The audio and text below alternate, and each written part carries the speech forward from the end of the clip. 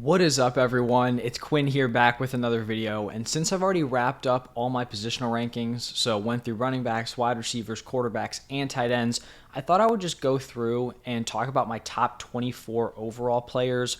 So, combining all the positions together and putting out the top 24, also splitting these players up into different tiers. This is going to be more like PPR, half point PPR based, so more specifically on those two formats. As always, let me know what you guys think down below in the comment section. Who should be higher? Who should be lower? How are we feeling about the tiers? I want to hear your guys' opinions, but let's honestly just jump right into it. And I'm not going to be going super in depth on every single player just because I've gone pretty in depth on them, in all my positional rankings videos. But tier one, I'm going to have Justin Jefferson, Jamar Chase, and Christian McCaffrey. So starting off with the two wide receivers, I just think both these wide receivers have the combination of a very high-end ceiling while also being very limited in terms of their risk. Both of these players are probably going to be 20-plus point per game guys with like 23-plus point per game upside. They're 24 and 23 years old. Jefferson 24, Chase at 23. So they're also likely just still improving, which is kind of crazy considering the production they've already been able to put up. And they both have pretty much like zero chance of regressing in terms of their actual ability. Now, could they get unlucky, injuries, all of that? Yes. But in terms of like falling off the age cliff, that's just not really in the range of outcomes here for Justin Jefferson or Jamar Chase.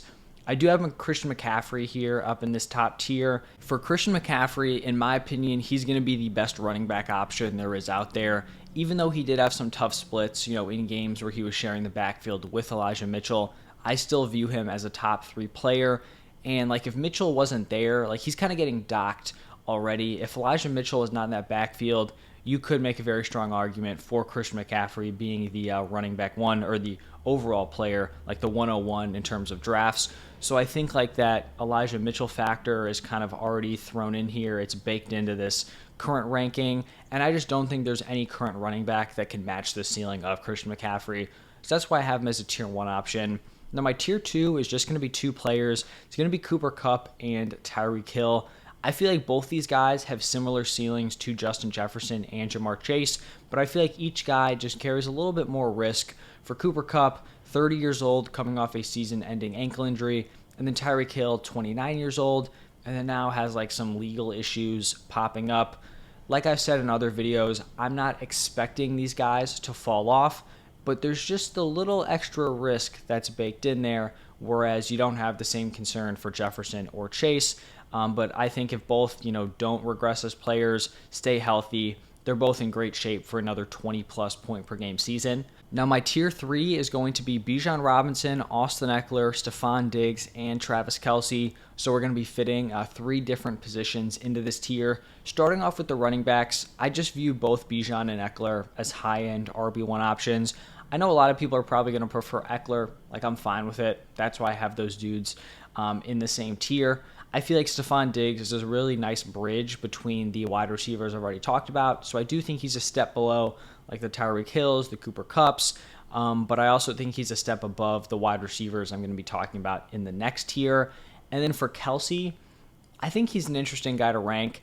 I think some people are probably going to have him higher. I know on Underdog he's going off the board at I think pick 6.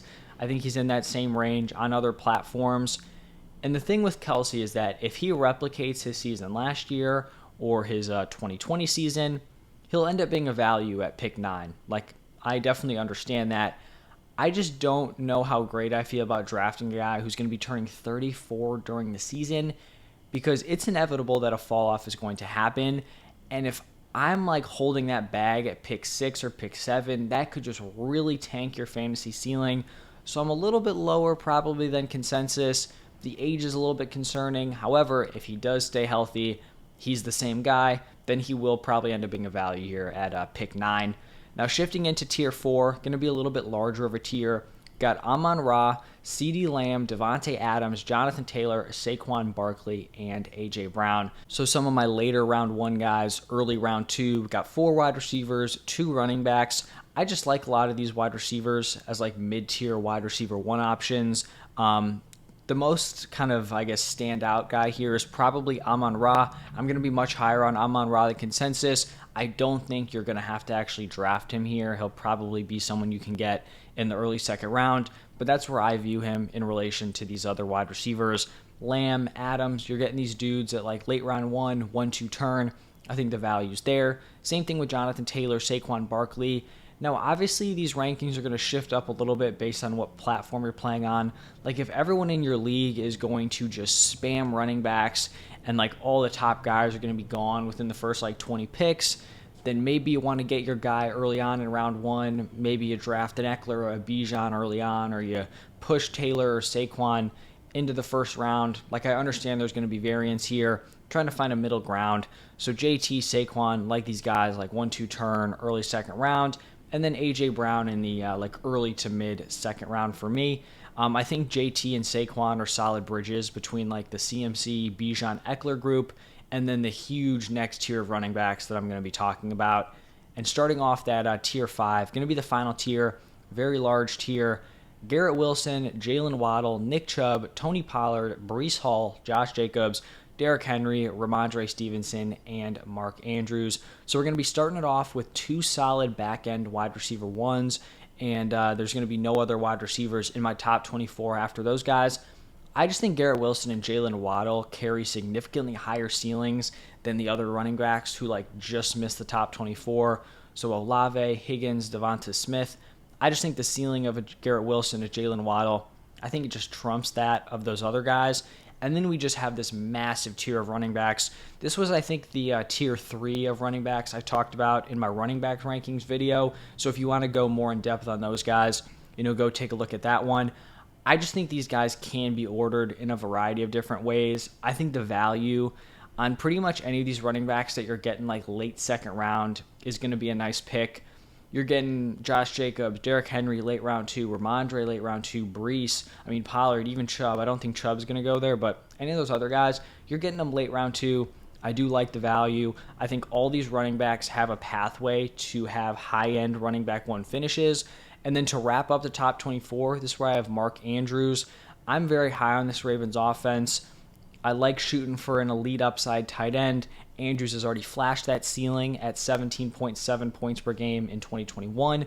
We start to see an uptick in the pass attempts for the Ravens. I think he could challenge that production here in 2023.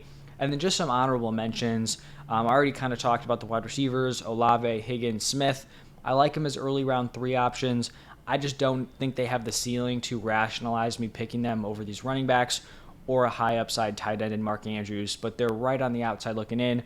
And then also Jahmyr Gibbs, who's in that tier of running backs for me, just didn't quite crack the top 24. And then some may argue that some of the quarterbacks should slide in the top 24. A little bit early for me, but there are some, high ceiling options. Josh Allen, Patrick Mahomes, Jalen Hurts, Lamar Jackson. I think some of those guys are going to go, late round 2, somewhere in round 2. My thing on those quarterbacks is that there's always going to be people who are reaching, and there's always going to be value somewhere else, right? Like someone's going to pick one of those dudes round 2, and then one of them is going to end up falling to round 4, and the one who gets one of them in round 4 is going to look like the value's great. I think, you have other options to go Justin Fields, Joe Burrow, Justin Herbert, whichever one of those guys are falling. So it's just not a position where I want to, reach up to the top 24 and snag one of them. But that is going to wrap it up for these top 24 player rankings. Let me know what you guys think. Just kind of quickly running through them. You want to know more specifically how I feel about these individual guys, go check out the longer positional rankings. I think the running back video was like 40-something minutes.